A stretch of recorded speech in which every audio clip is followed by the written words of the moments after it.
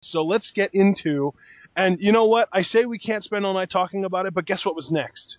The Ascension promo. Yeah, the Ascension cut an actual freaking promo. Now, don't get me wrong, Connor, he's got some work to do. I mean, the whole "Hey yo, Vic" line just seems hammy and corny, but Victor surprised me. He is actually pretty freaking solid in the mic. Absolutely. Pretty much, Connor says, you got all these teams stepping up, and we just love to destroy. And I think Victor pretty much said, you're going to have to go through us if you want these titles. All of you can say that you want to be the champions, but you're going to have to beat us to actually do it, and that's just not going to happen. It's pretty much the gist of Victor's promo. Yeah, and then Connor does his laugh. Gotta love it. Yeah. These guys are going to be such freaking massive stars when they get to the main roster. I just can't wait. You know what, dude? Here's the thing. The hope for the Ascension debuting is literally the only thing making me apprehensive about really wanting the Wyatt family to beat the Usos for the titles. I came right out and said it. I think that distinction belongs to the Ascension at this point. Now this Battleground match certainly complicates things, and that's one of the main reasons, honestly, why I'm so excited. But it is 2 out of 3 falls. Exactly, and that match, I think, for me, is going to be the most difficult to predict, in all honesty, on this card, because I just don't know. Oh, dude, could you imagine, though, if the Ascension targeted the Wyatts instead of the Usos? Oh, it would be epic. It'd be absolutely mind-blowing. Luke Harper, they've gotten it's tied at 1-1 fall, and everything has broken down, and Eric Rowan and was just on the outside, and Jimmy Uso dived onto him, so they're both out for a while, and then Jey Uso gets in the ring, Harper hits the big freaking lariat on him, and next thing you know, the freaking Ascension music hits, and they come out, and oh my god, it would be so crazy. I mean, it wouldn't make any sense whatsoever, but I'm just that freaking desperate for an Ascension debut. I think that the Ascension and Sami Zayn really are next, and Sasha Banks, since we have to include her because she's just so good. And you know what? I'll even say Charlotte, but she's probably further back in the line because she needs to kind of let this women's championship run kind of simmer. But Sasha, Sami, and the Ascension are the 3 big, holy crap, they need to debut on the main roster right now, people. But isn't it great, though, that NXT for the past, well, ever since you and I really started watching it together, we've said that about so many guys. Some have already done it, some are still waiting in the wings, and some are ready to be born into that category. And worse off, unfortunately, some got released. Cassius Ohno. Yeah, I know. But even with that dark period, NXT, though, continues to be far more positive than it is negative. Yeah, and dude, you know what? Here's the crazy thing. You're saying this because you only discovered this, what was it, 2 years ago maybe? I have been dealing with this kind of feeling consistently since 2010, because this is exactly how FCW felt before it became NXT.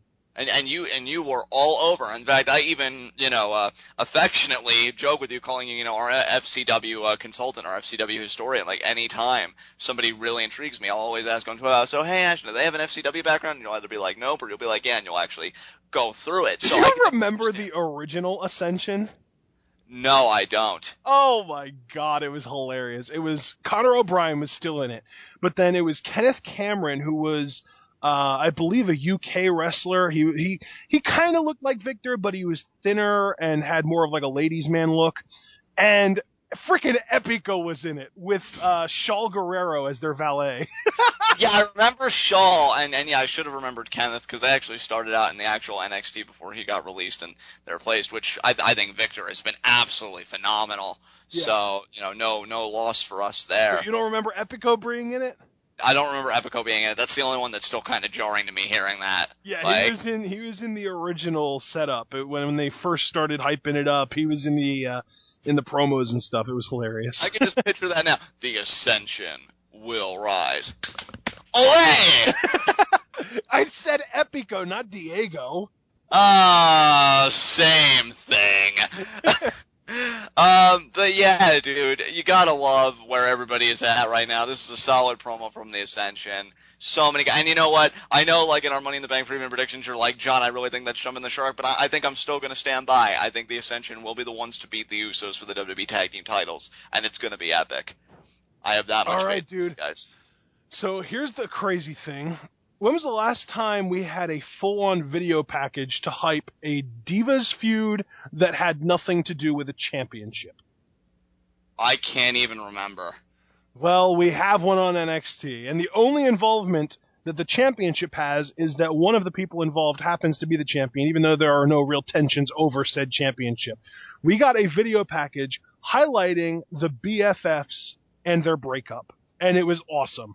And they also used it to hype up for Charlotte versus Summer next week. So I guess technically the championship's involved, but still, you don't get very many. I think the last legitimate Divas video package we got was AJ Caitlyn.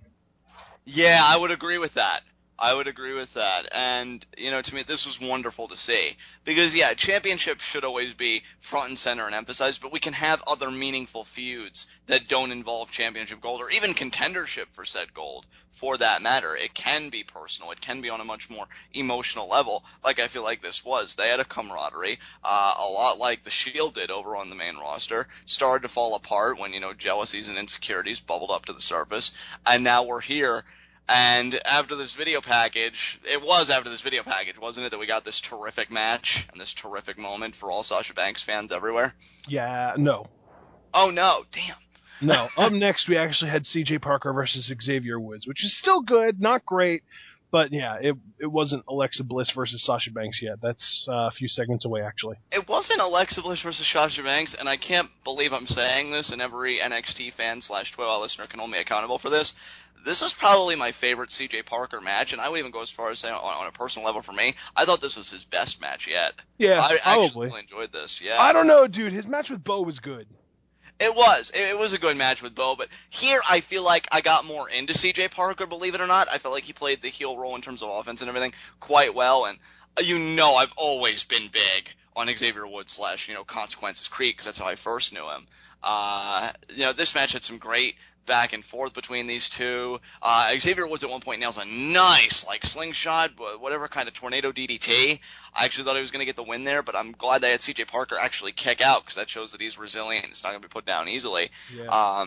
Traded some holds, which I thought was good. And then the ending. See, the ending, though, was a little bit uncomfortable, because you see... it's so funny, because they botched what was supposed to be a dusty finish and made it seem like a clean finish.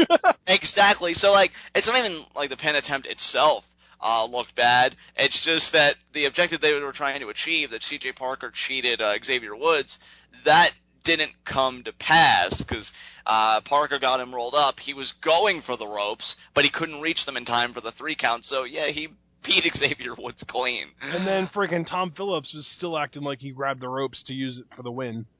Which he didn't, as was clearly even illustrated by the replay. Which sounds like something that Jerry Lawler would have done.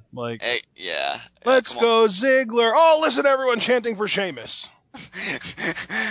I mean, come on, Tom. I know you get trolled by Rybaxel every week, but get your head in the game. Oh, those segments are so good. I love Rybaxel. So, yeah, I think CJ Parker is starting to turn that corner with it. And you know what else helps, too?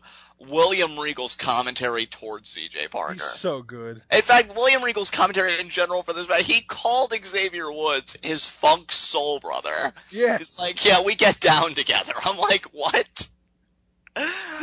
He said that one thing that Xavier Woods and I have in common is that we'd all like to see this world become one nation under a groove. And I'm not saying William Regal couldn't still compete. I think whenever he wants to, he'd put the singlet on and do whatever. And, it's always that be careful what you wish for, so I'm not saying, I'm eagerly salivating to see a CJ Parker-William Regal matchup, but with William Regal's comments towards Parker... Dude, he could totally pull it off.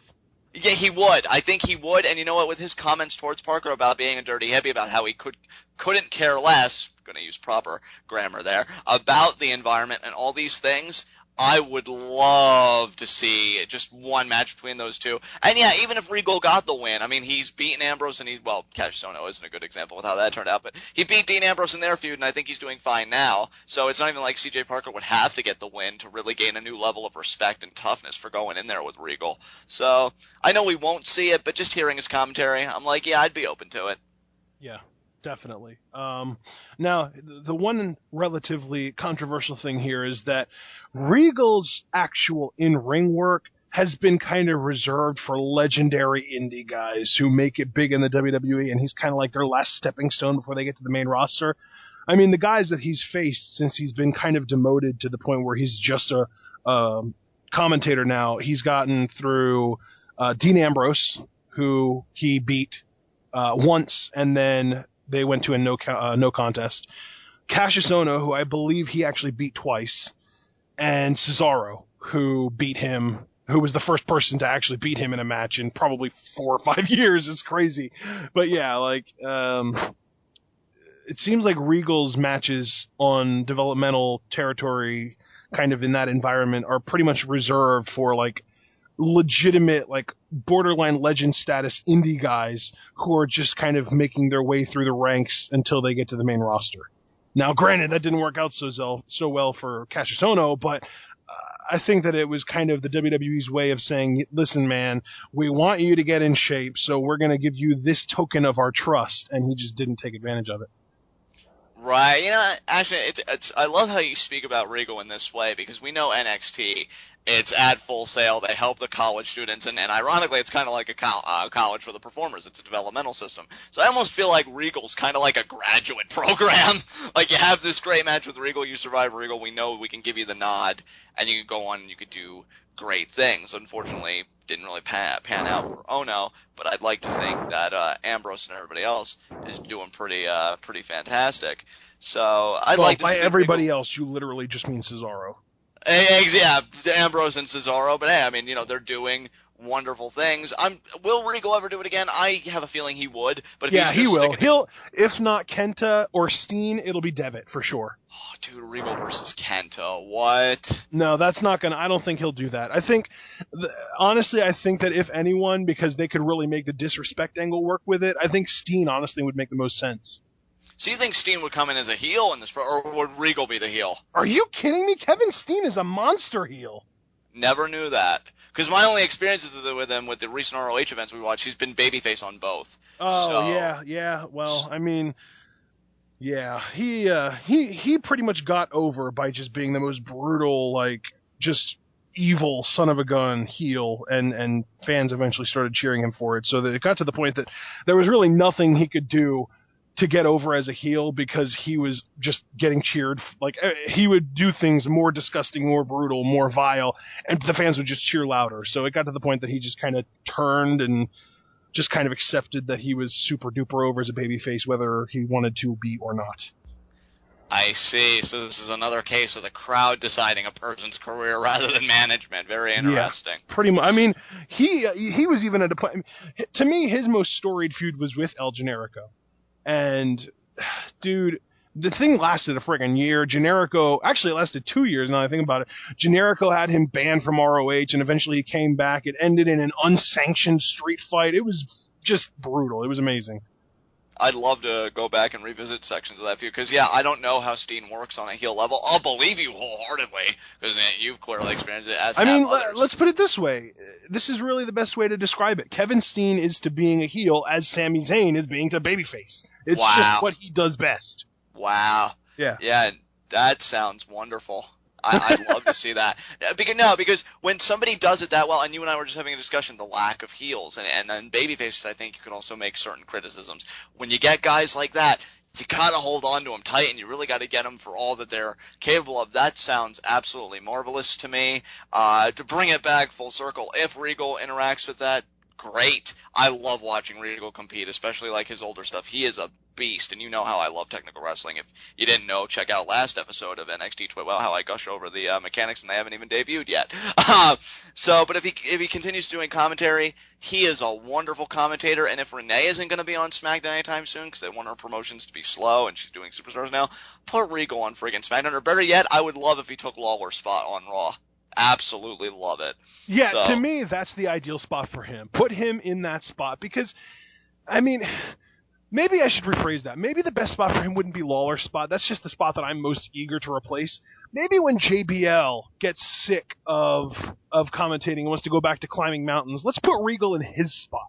Because Regal, as beloved as he may be, I don't think that he would be able to pull off the shimmering babyface role on commentary quite as well as Lawler at least tries to. Yeah, I could see what you're saying about that. And see, that's the thing. I think JBL, even though we've had our criticisms of his heel commentary, he does it pretty well, but I could see Regal really doing that role quite brilliantly if they wanted him to. And as a babyface, he's really kind of like that wise wrestling sage, that's been up and down the road all over the world, really analyzes the match for what it is, which is why Lance Storm is so praiseworthy of NXT commentary for that reason. Regal's he's tops, man. He's freaking tops. So, big ups to him.